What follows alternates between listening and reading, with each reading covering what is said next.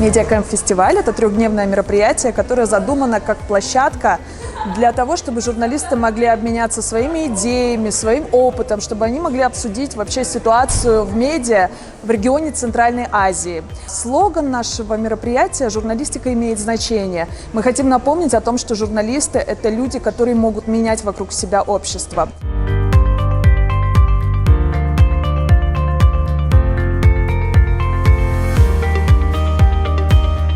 В рамках фестиваля у нас состоится церемония награждения победителей нашего конкурса Mediacamp Award.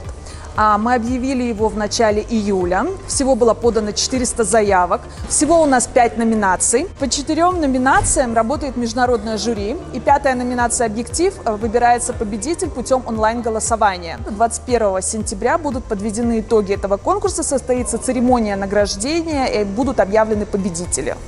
Очень хорошие темы, которые находят журналисты, очень хороших героев, которые находят журналисты, они не очень понимают, что такое современные форматы и как их показать. Это или очень длинные тексты, которые невозможно прочитать, или плохие фотографии. Вот это что плохо. Но что присутствует, это реальный интерес к жизни. Удивительная для меня журналистская смелость в расследованиях в разных странах. Я, честно говоря, не ожидала, что в Центральной Азии могут быть такие интересные расследования. И очень любопытные герои.